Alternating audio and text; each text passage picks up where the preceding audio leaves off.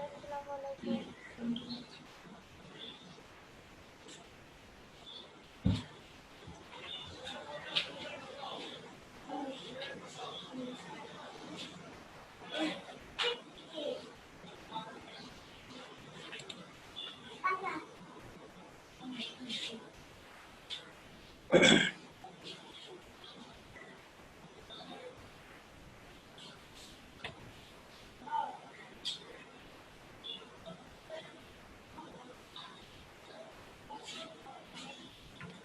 Hello,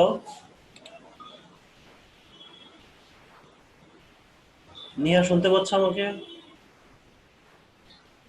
জি sir. আসসালামু আলাইকুম। Hosniara, sir শুনতেছি। সাউন্ড কি কম?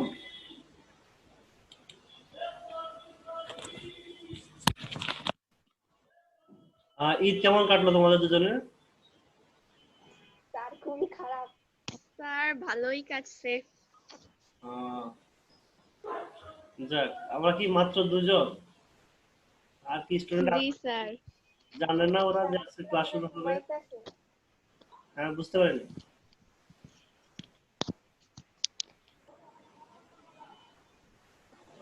আর কই আমাদের মেয়েরা কোথায়?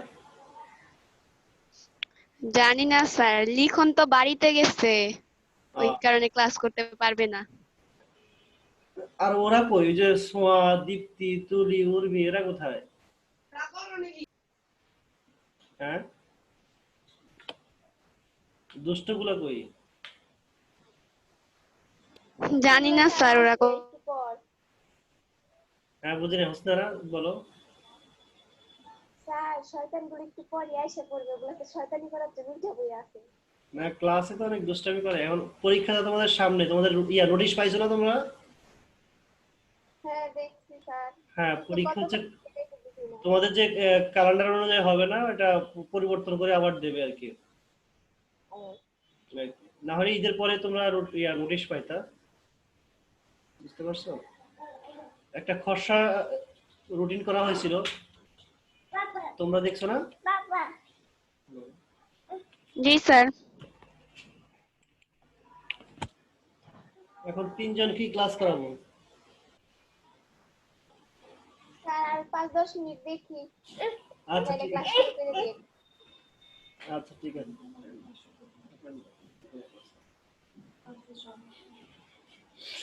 দেখি কারো কোনো প্রশ্ন আছে কিনা। স্যার আমি কালকে একটা সৃজনশীল দিয়েছিলাম, ওইটার গ নাম্বার না পাই না। আচ্ছা, ঘ নাম্বারটা আজকে করাই দেবো না। ইয়া আচ্ছা ছিল কোনটা? এই যে 6 নম্বর ছিল না নাকি? জি সৃজনশীল স্যার, আমি রাজশাহী বোর্ড 5-6 করে 6। দিচ্ছি। 6 বারই কাজ ছিল, এসডব্লিউ ছিল। আচ্ছা ঠিক আছে, 6 নম্বরটা আজকে করাই দেবো না। পুষ্পিতা আসছে এবার। হ্যাঁ, পুষ্টিতে আসছে। আসসালামু আলাইকুম। ওয়ালাইকুম আসসালাম। আরো আসছে তো, রাফি আহমেদ, সৌরভ, মাহি।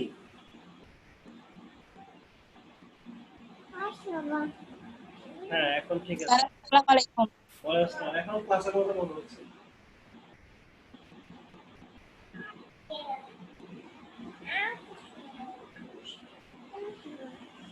হ্যাঁ, তাহলে বাড়ির কাজটা তোমরা করেছো, তাই না? আর তোমাদের পরীক্ষাটা হচ্ছে কি জি স্যার। ঢাকা বোর্ড 2019-এর মতো করেই হবে, ঠিক আছে? স্যার কি বললেন?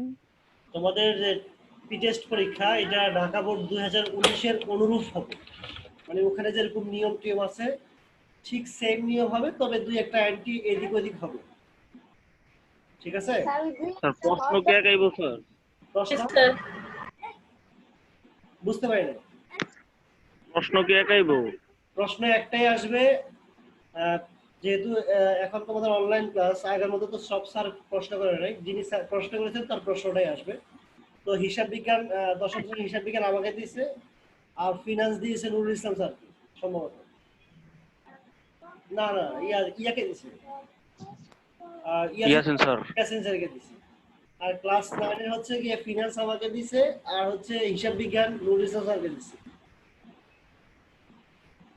তো প্রশ্ন আমারটা বলতে পারি আর কি, যে প্রশ্ন হচ্ছে ঢাকা বোর্ড 2019 যে আমরা করেছিলাম ওইরকম অনুরূপ হবে, যেহেতু আমি তোমাদের এর আগে ক্লাসে ঠিক মতো করাইতে পারি নাই, বিশেষ করে ছেলেদের ক্লাস তো করাই না আমি। এই জন্য হচ্ছে যেহেতু একটা বোর্ড শেষ করেছি, এই জন্য ওই একটা বোর্ডের অনুরূপই করেছি। তো ঢাকা বোর্ড 19 যদি তোমরা বুঝতে পারো ভালোভাবে, তাহলে আশা করি টেস্ট পরীক্ষা, প্রি টেস্ট পরীক্ষা তোমরা ভালো নাম্বার পাবা। যেহেতু প্রশ্ন জমা দিয়ে দিয়েছি, পরীক্ষা তো নোটিশ তোমাদের ঈদের পরে দেওয়ার কথা ছিল, যে গতকালকে যে নোটিশটা পাইছো না তোমরা, ওই নোটিশে তোমাদের পরীক্ষা রুটিন দেওয়ার কথা ছিল, কিন্তু হচ্ছে গিয়ে পরে হচ্ছে গিয়ে চেঞ্জ করে দিছে। স্যাররা রিকোয়েস্ট করছে যে অনেকে এখনো গ্রামে আছে, গ্রাম থেকে আসে না, এই জন্য ওদের জন্য হচ্ছে তোমাদের পরীক্ষাটা পিছানো। বুঝতে পারছো? জি স্যার। স্যার আপনি যে একটা রুটিন দিছিলেন না, ওই যে 23 তারিখের, হ্যাঁ, হ্যাঁ। ওইটা কিসের রুটিন? ওরকম একটা খসড়া করা হয়েছিল, বাট ওটা তো পরে আর হয় নাই। তোমাদেরকে গতকালকে যে নোটিশটা দিছিল, ওই নোটিশে কিন্তু পরীক্ষা রুটিন দেওয়ার কথা ছিল, বুঝতে পেরেছো? কিন্তু কোনো কারণে এটা মানে পাল্টানো হয়েছে। সামনে নোটিশ দেবে, যেহেতু অনেকে গ্রামে। তাহলে স্যার আমাদের পরীক্ষা কত তারিখে শুরু হবে? সম্ভাব্য এখন স্যাররা বলতে পারে আর কি, ওইটা একটা খসড়া ছিল, ওই খসড়াকে অনুসরণ করা দরকার, কিন্তু খসড়া তো আর অনুসরণ করা হয় না এখন, হয়তো আর একটু পিছাবে। যেহেতু সরকার আগস্ট মাসটা বাদ দিয়ে সেপ্টেম্বর পর্যন্ত গিয়েছে, তো সেপ্টেম্বর মাসে পড়ার কথা। এর মধ্যে দেখি তোমাদের টেস্ট পেপার কতটুকু সলভ করতে পারে আর কি। বুঝতে পারছি? হ্যালো, ওকে, তাহলে আমরা ক্লাস শুরু করে দিই, মনে হয় আর কেউ আসবে না।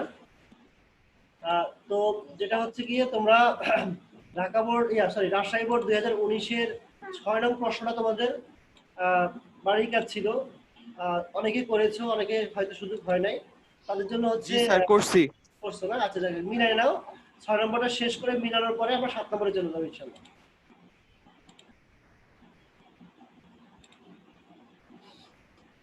আচ্ছা, তাহলে প্রথমে আমরা প্রশ্নটা করে নেই। প্রশ্নটা হচ্ছে গিয়ে, দেখতে পাচ্ছ তোমরা? জি স্যার।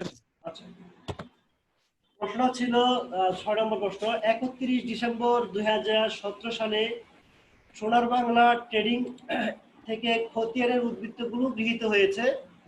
তো এখানে এটা প্রবলেম হচ্ছে, এখানে অনিশ্চিত হিসাব আসতে পারে।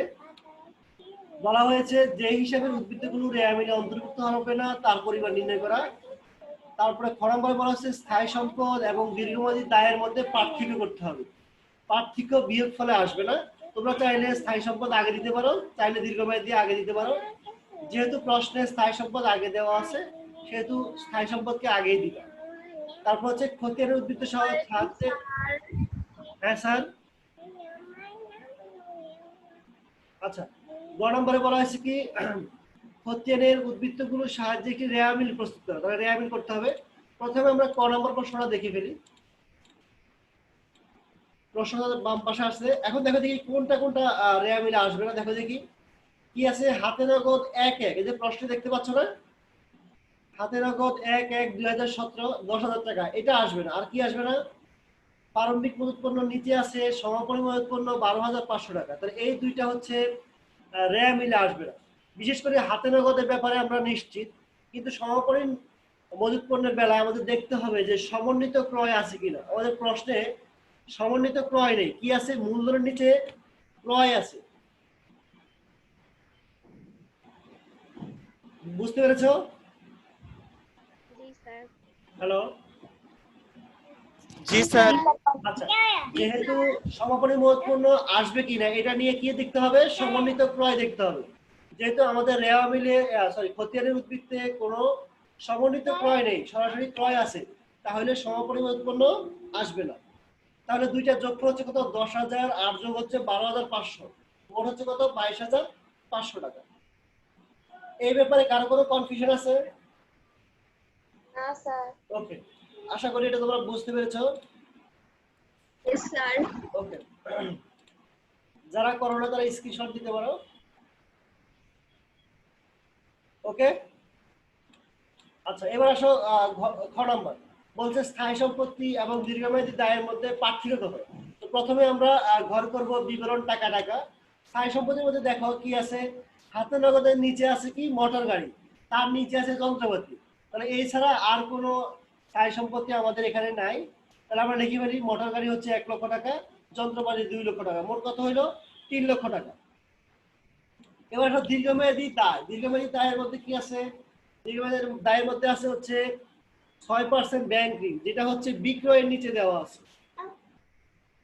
বুঝতে পেরেছো? পাওনাদার হচ্ছে কি? চলতি দায়। পাওনাদার কি দায়? হ্যালো, জি স্যার বলেন। পাওনাদার কি? স্যার কথা চুক্তি দেয়। চলতি দায়। হ্যাঁ, তাহলে পাওনাদার আসবে না। তাহলে 6% ব্যাংক ঋণ হচ্ছে কি? এখানে সুদ সহ আসে, এটা দীর্ঘমেয়াদী, তাহলে এটা আসবে। তাহলে এটা মূল্য দেওয়া আছে কত? মূলধনের উপরে 1,34,000 টাকা। লিখে ফেলো। তাহলে পার্থক্য করো। পার্থক্য হচ্ছে 3 লক্ষ টাকা থেকে 1,34,000 টাকা গেলে থাকে কত? 1,64,000 টাকা থাকে। এটা কি বুঝতে পেরেছো? জি স্যার। আশা করি সবাই এটা বুঝতে পেরেছো। তোমরা চাইলে প্রশ্ন সহকারে এটা স্ক্রিনশট দিতে পারো। এবার আসি আমরা ঘর নাম্বারে যে রেয়া মিলটা করবো। রেয়া মিলে আসো, তোমরা রেয়া মিলটা মিলাই নাও আমার সাথে যারা বুঝতে পারো নাই। প্রথমে রেয়া মিলে ঘর করতে হবে। তোমরা চাইলে তোমাদের এই বইয়ের নিয়মে ঘর করবে। আছে কি ক্রমিক, তোমরা চাইলে দাগগুলো না দিলেও চলবে, তবে দিলে ভালো হয়। তাহলে ক্রমিক নম্বর, হিসাবের নাম, খতিয়ান পৃষ্ঠা, ডেবিট টাকা, ক্রেডিট টাকা। প্রথমে আছে কি? প্রদেয় হিসাব। প্রদেয় হিসাব মানে কি? ক্রেডিট। ক্রেডিট তো বুঝলাম, প্রদেয় হিসাব মানে কি? পাওনাদার। প্রদেয় হিসাব মানে কি? পাওনাদার। পাওনাদার। হ্যাঁ, ক্রেডিট। প্রাপ্য হিসাব হচ্ছে দেনাদার, তাহলে ডেবিট। হাতে নগদ হচ্ছে 31/12টা আসবে, 1/1 আসবে না, তাহলে হাতে নগদ হচ্ছে ডেবিট। ক্লিয়ার? জি।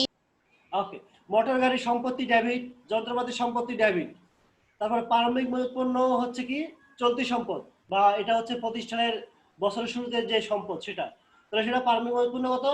20,000 টাকা। যেহেতু সমন্বিত ক্রয় নেই সেহেতু প্রারম্ভিক মূল্যপণ্য আসবে, সমাপনী বাদ হবে, তাহলে প্রারম্ভিক মূল্যপণ্য ডেবিট। কমিশনের বেলায় আসো। কমিশনকে নিয়ে হচ্ছে তোমরা প্রাপ্য হিসাব যদি ডেবিট ধরো তাহলে অনিশ্চিত হিসাব আসবে, যদি ক্রেডিট ধরো তাহলে কোনো অনিশ্চিত হিসাব আসবে না। তবে যাই লেখো না কেন টিকা দিতে হবে। বুঝতে পারছি? তাহলে এটা তোমরা স্টার চিহ্ন দিয়ে রাখো 7 নাম্বারটা। যদি ডেবিট দিকে দাও, অর্থাৎ এটা যদি তুমি প্রদত্ত কমিশন ধরো তাহলে হচ্ছে কি? অনিশ্চিত হিসাব আসবে। যদি প্রাপ্ত কমিশন ধরো তাহলে কোনো অনিশ্চিত হিসাব আসবে না। যারা ডেবিট ধরবে তাদেরটাও হবে, যারা ক্রেডিট ধরবে তাদেরটাও হবে। তবে কি দিতে হবে? নোট দিতে হবে। বুঝতে পারছি? তাহলে কমিশন নিয়ে একটু কনফিউশন আছে, যেহেতু এখানে প্রাপ্ত বা প্রদত্ত কিছু দেওয়া নাই, বা প্রাপ্য দেওয়া নাই, প্রদেয় দেওয়া নাই। কয়টা শব্দ হইতে পারে? 4টা শব্দ হইতে পারে। হয় প্রাপ্য, না হলে কি? প্রদেয়। হয় প্রাপ্ত, না প্রদত্ত। এই 4টা শব্দের একটা শব্দ নাই। এই জন্য এটাকে তোমরা তোমাদের প্রয়োজন অনুসারে ব্যবহার করতে পারবো, তবে অবশ্যই তোমাদেরকে নোট দিতে হবে। নোট না দিলে প্রবলেমে পড়তে হবে। স্যার যদি লভ্যাংশ লেখা থাকে? লভ্যাংশ তো সবসময় হচ্ছে কি হয়? তোমার লাভের অংশ হয়, সেক্ষেত্রে এটা হবে না। ঠিক আছে? আচ্ছা, পরিবহন আসো। পরিবহন যদি বিক্রয় পরিবহন হয় তাও ডেবিট, ক্রয় পরিবহন হলো ডেবিট। এই ক্ষেত্রে কোনো কনফিউশন নাই। বিক্রয় অলওয়েজ ক্রেডিট। তারপর হচ্ছে 6% ব্যাংক ঋণ, এটা ক্রেডিট। তারপরে মূলধন সবসময় ক্রেডিট। ক্রয়টা কি? ক্রয় ডেবিট। তাহলে প্রবলেমটা হচ্ছে কি নিয়ে? শুধুমাত্র কমিশন নিয়ে, আর কোনো সমস্যা নাই। এই ক্ষেত্রে যারা টিকা দেবে তাদেরটাই সঠিক হবে। ঠিক আছে? আর কোনো প্রবলেম আছে এখানে? না স্যার। ওকে, তাহলে এই যে 600 টাকা কমিশন আমি ডেবিট দিকে দিয়েছি, এই জন্য আমার অনিশ্চিত হিসাব এসেছে 1200 টাকা। যদি আমি ক্রেডিট দিকে দিতাম তাহলে কি হতো, এই 1200 টাকা আসতো না অনিশ্চিত হিসাব। তাহলে যাদের অনিশ্চিত হিসাব আসবে তাদের অঙ্ক সঠিক, যারা আসবে না তাদেরটাও সঠিক হবে যদি তোমরা টিকাটা দাও। তাহলে মাস্ট বি এখানে তোমাদেরকে টিকা দিতে হবে এই কমিশনের জন্য। তাহলে তোমরা লিখবে কি, কমিশনকে প্রাপ্য কমিশন ধরা হলো অথবা কমিশন প্রদান করা হলো। হয় কি লিখবা, যারা ডেবিট দিকে লিখবা তারা লিখবে কমিশনকে প্রাপ্য কমিশন ধরা হলো অথবা লিখবে কমিশনকে প্রদত্ত কমিশন ধরা হলো। আর যারা ক্রেডিট দিকে লিখবা এরা লিখবে যে প্রাপ্ত কমিশন হলো প্রাপ্ত কমিশন ধরা হলো অথবা লিখবা কি প্রদেয় কমিশন ধরা হলো। ক্লিয়ার? Yes sir. ওকে, ঠিক আছে। আচ্ছা, তাহলে এইটুকু হচ্ছে আমাদের মোটামুটি শেষ রেয়ামিল। এবার আসো এই রেয়ামিলের অংশ থেকে কিছু নৈবিত্তিক, যেহেতু তোমাদের অন্যান্য প্রশ্ন আসে না, লিখিত প্রশ্ন, সেহেতু আমরা নৈবিত্তিক নিয়ে আলোচনা করব।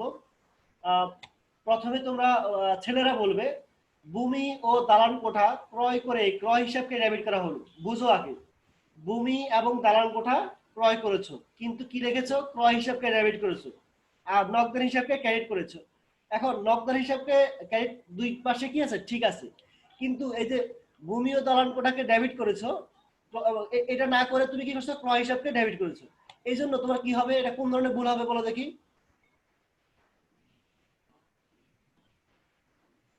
ছেলেরা বলবে, শুধুমাত্র ছেলেরা বলবে, ভূমি ও দালান কোঠা ক্রয় করে ক্রয় হিসাবকে ডেবিট করা হলো, এটি কোন ধরনের ভুল? বাদ পড়া ভুল, লেখার ভুল, নীতিগত ভুল, না পরিপূরক ভুল?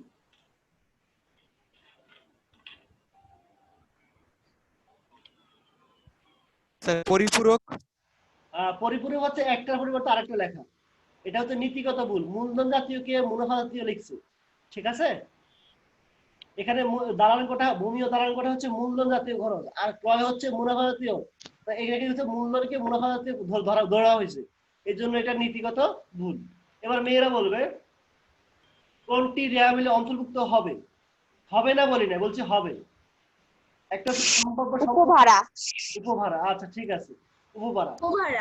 উপহারা স্যার। হ্যাঁ ঠিক আছে। আর অন্তর্ভুক্ত হবে না হচ্ছে সম্ভাব্য সম্পদ, এটা হবে না। সম্ভাব্য দায় হবে না, আবার অবিকৃত মূল্যপণ্য হবে না। এটার ব্যাপারে শর্ত আছে, যদি কি থাকে, সমন্বিত ক্রয় থাকে তাহলে হবে, ঠিক আছে? যেহেতু এখানে কোনো শর্ত নাই এই জন্য এটা হবে না। যদি শর্ত থাকতো তাহলে অবশ্যই অবিকৃত মূল্যপণ্য হইতো। আচ্ছা, এবার আমরা 7 নম্বর প্রশ্নে চলে যাই।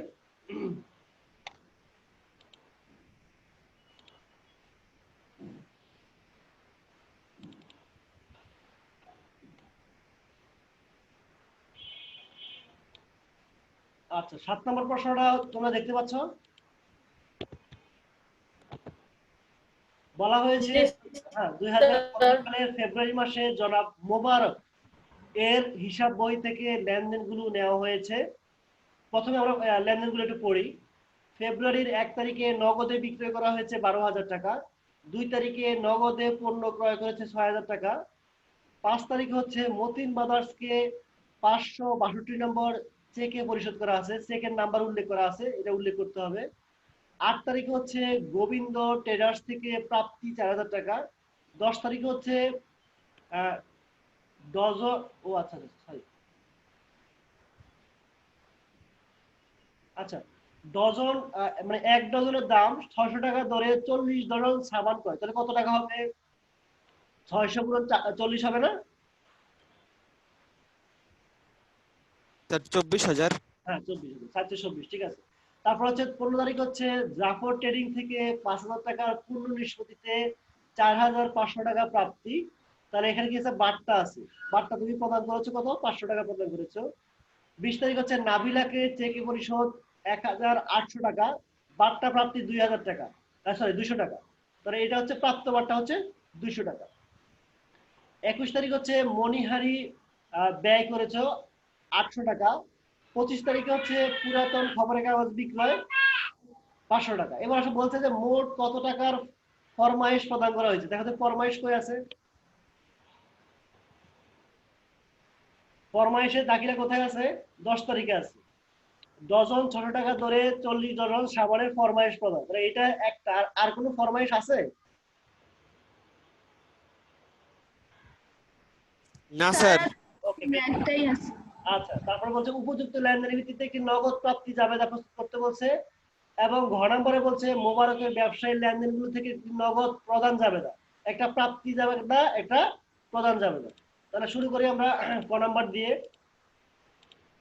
তাহলে তোমরা ক নাম্বার অলরেডি মুখে মুখে বের করে ফেলছো। তাহলে সাবান ক্রয়ের ফরমাইশ 424 30 24,000 টাকা। এটা নিয়ে কারো কোনো কনফিউশন নাই? স্যার এটা তো করতেই দিছিলেন। হ্যাঁ, না 6 নম্বর বারিকা ছিল, 6 নম্বর বারিকা ছিল, 7 নম্বর থেকে শুরু করলাম। আচ্ছা, এবার আসি আমরা খ নম্বরে আসি। তোমরা একটা নগদ প্রদান জাবেদা ঘর করে ফেলো, নিজেরা করো।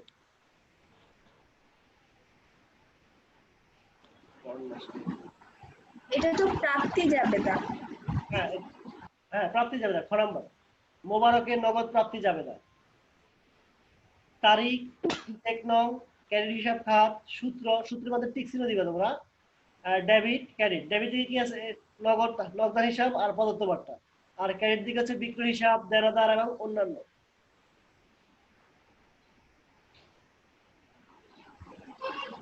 তো প্রথমে লেখো নগদে বিক্রয়, বিক্রয় করলে কি হয়, টাকা আসে। তো লেখো ফেব্রুয়ারি 1 তারিখ বিক্রয় হিসাব, নগদের করে 12,000 টাকা এবং বিক্রয়ের করে 12,000 টাকা। এবং আবার প্রাপ্তি আছে 8 তারিখে, গোবিন্দ ট্রেডার্সের নিকট থেকে প্রাপ্তি 4,000 টাকা। তাহলে লেখো দেনাদার, ব্যাকেটে লেখো গোবিন্দ হিসাব। নগদ টাকা বৃদ্ধি পেয়েছে 4,000 টাকা, আর এই টাকাটা পেয়েছো তুমি দেনাদার থেকে, তাহলে 4,000 টাকা দাও। লিখা শেষ? আমার ভিডিও চালু হয়ে গেছে।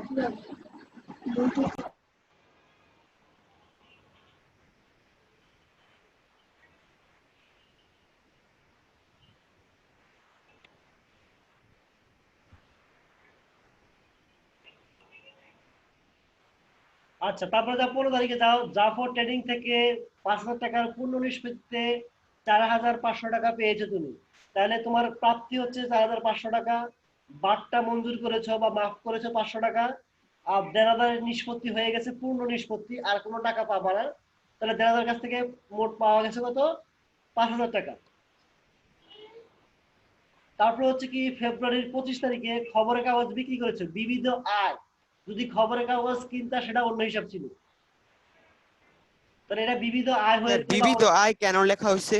এখানে অন্যান্য আয় লিখতে পারো, কারণ হচ্ছে এটা খবরের কাগজটা হচ্ছে কি তুমি মানে অপ্রয়োজনীয়, তোমার ব্যবসায় এটা নিয়ে এটা থেকে আয় হওয়ার কোনো কথা ছিল না। হ্যাঁ, এটা অপরিচালন আয় যেটা আর কি। তুমি চাইলে অন্যান্য লিখতে পারো, চাইলে বিবিধ লিখতে পারো, বা অপরিচালন আয়ও লিখতে পারো। ঠিক আছে, বিবিধ জি আয়। স্যার। হ্যাঁ, লিখবো যে খবরের কাগজ। স্যার তাহলে তুমি চাইলে ব্র্যাকেটে এটা লিখতে পারো, অথবা না লিখলেও চলবে, তবে তারিখ ঠিক রাখবে। তুমি শুধু বিবিধ আয় লিখলে হবে, তোমাকে এই বাকিটা না লিখলেও চলবে। তাহলে আয় হয়েছে কত, 500 টাকা। নগদের করে 500 টাকা এবং অন্যান্য করে 500 টাকা। তাহলে দেখো যোগ করো 12,000 যোগ 4,000 যোগ 4,500 যোগ 500, মোট কত হচ্ছে 21,000 টাকা। আর বাট্টার করে হচ্ছে 15 তারিখের বাট্টার করে 500 টাকা, এটাই আছে।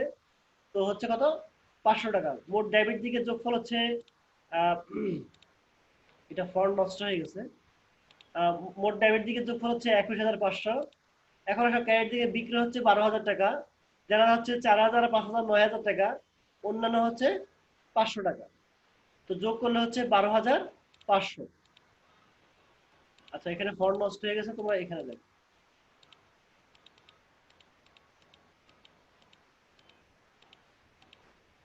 এই যে এখানে দেখো, এই যে এরকম ফন্ট ছিল, ওখানে নষ্ট হয়ে গেছে। তাহলে মোট ডেবিট দিকে যোগফল হচ্ছে 21,500 এবং ক্রেডিট দিকে যোগফল হচ্ছে 21,500।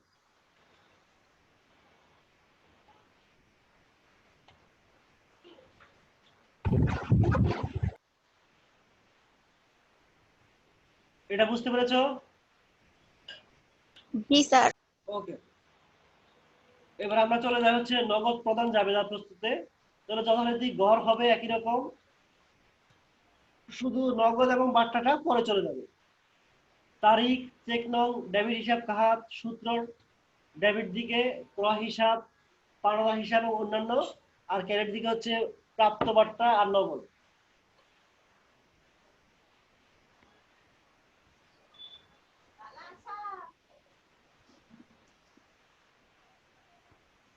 আচ্ছা, ঘর করেছো?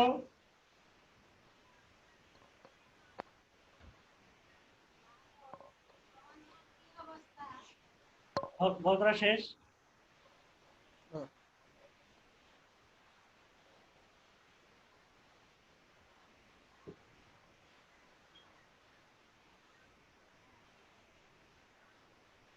প্রথমে আসবে ফেব্রুয়ারি 2 তারিখ, ক্রয় হিসাব। ক্রয় করে টাকা কি আসবে? ক্রয়ের ঘরে 6,000 টাকা আসবে এবং নগদ থেকে চলে যাবে 6,000 টাকা। তারপরে আসবে ফেব্রুয়ারি 5 তারিখে, এখানে তোমার চেক নাম্বার লেখো, এখানে আমি লিখতে ভুলে গেছি, লেখো ফেব্রুয়ারি 5 তারিখে 562 চেকের নম্বর লেখো। ফেব্রুয়ারি 5 তারিখে লেখো, চেক নং এর জায়গায় লেখো 562। এটা প্রদান করেছে কাকে? পাওনাদার। কি ব্যাকেটে লেখো মতির হিসাব। টাকা হচ্ছে পাওনাদার পেয়েছে 3,000 টাকা এবং নগদ থেকে চলে গেছে। যেহেতু নগদটা হচ্ছে কি নগদ, চেক এবং নগদ সমতুল্য, এই তিনটা হচ্ছে নগদান হিসাবে নগদান নামে আসবে। যদি চেক থাকে তাহলেও নগদের ঘরে যাবে, যদি নগদ টাকা থাকে তাহলে নগদের ঘরে যাবে, এবং নগদ সমতুল্য যা থাকবে সেটাও নগদের ঘরে আসবে। লেখা শেষ?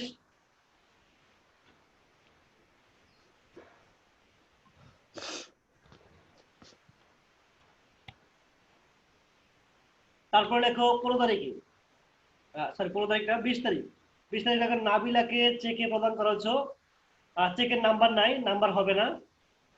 নগদের ঘরে হচ্ছে কত টাকা? 1800 টাকা এবং বাট্টার ঘরে হচ্ছে 200 টাকা। আর এই পুরো টাকাটা হচ্ছে কার কাছ থেকে যাবে? পাওনাদারের কাছ থেকে যাবে। তো দেখো পাওনাদার, ব্যাকেটে দেখো নাবিলা হিসাব 2000 টাকা, প্রাপ্ত বাটা 200, নগদের করে 1800 টাকা। তারপরে যাও মণিহারি 21 তারিখে, মণিহারি হিসাব। যেহেতু এটা আমাদের ঘরের সংখ্যা কম, ক্রয় হিসাব পাওনাদারের মধ্যে নেই, এই জন্য আমরা এটাকে অন্যান্য হিসাবে দেব। যদি তোমাদের খাতায় জায়গা থাকে তোমরা চাইলে এটাকে মণিহারি হিসাব নামে একটা হিসাব খুলতে পারো, কোনো সমস্যা নেই। তাহলে এটা হচ্ছে অন্যান্য ঘরে লিখি আমরা 800 টাকা, আর নগদ টাকা দিয়ে ক্রয় করেছি এই জন্য 800 টাকা। তাহলে যোগ করো, 6,000 যোগ 3,000 যোগ 1800 যোগ 800 কত হলো? 11,600 টাকা হলো। আর বাট্টার ঘরে হচ্ছে 200 টাকা, মোট যোগ করো 11,800 টাকা হলো।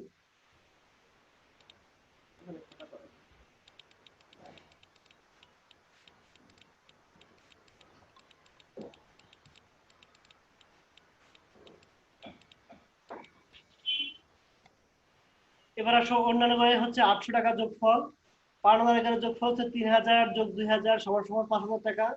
আর ক্রয় হিসাবে একটাই রাখিলাম 6,000 টাকা। তাহলে 6,000 যোগ 5,000 যোগ 8,000 কত হলো? 11,800। যেহেতু ডেবিট এবং ক্রেডিট উভয় বর্ষ মিলে গেছে, এই জন্য আমাদের অঙ্ক সঠিক। কার কোনো প্রশ্ন আছে?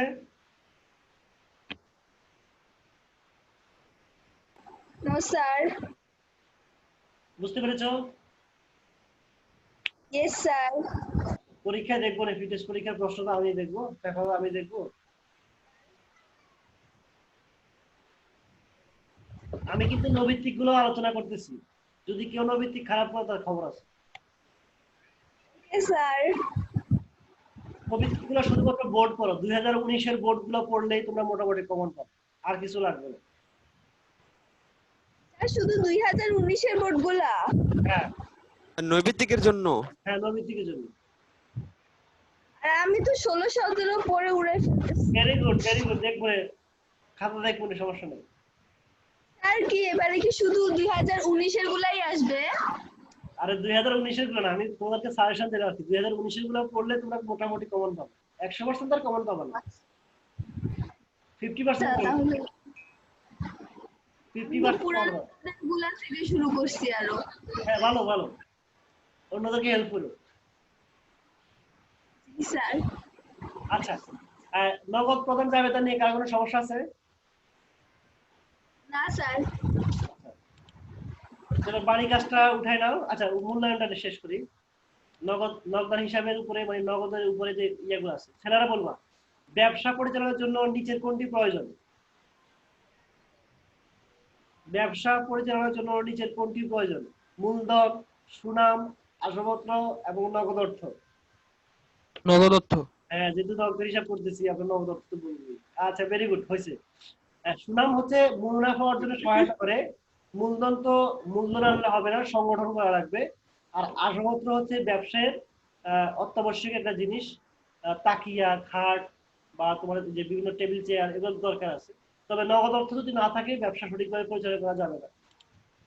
মেয়েরা বলবো পুরোপুরি পরিশোধের নিমিত্তে 7,000 টাকা স্থলে 6,800 টাকা প্রাপ্তি কোন বইয়ে অন্তর্ভুক্ত হবে? পুরোপুরি পরিশোধের নিমিত্তে 7,000 টাকা স্থলে 6,000 প্রদান জাবেদা। নগদ প্রদান জাবেদা, শিওর?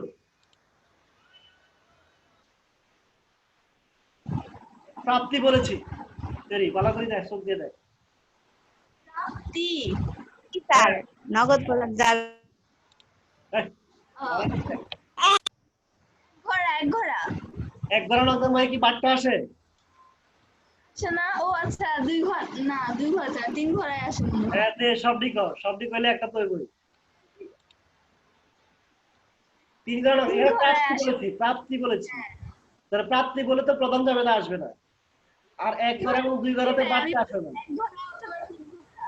এক ঘরে হচ্ছে নগদের ঘরে একটা, 2 ঘরে হচ্ছে নগদ এবং ব্যাংক, আর 3 ঘরে হচ্ছে নগদ, ব্যাংক, বাট্টা। মেয়েরা 0 হয়েছে। আচ্ছা, বাড়ি কাজ দেখেন। ছেলেরা বলতে বাড়ি কাজ দেখেন। রাজশাহী বোর্ড 2019-এর 8 নম্বরটা একটু স্ক্রিনশট দিয়ে নেন, অথবা তাদের বই আছে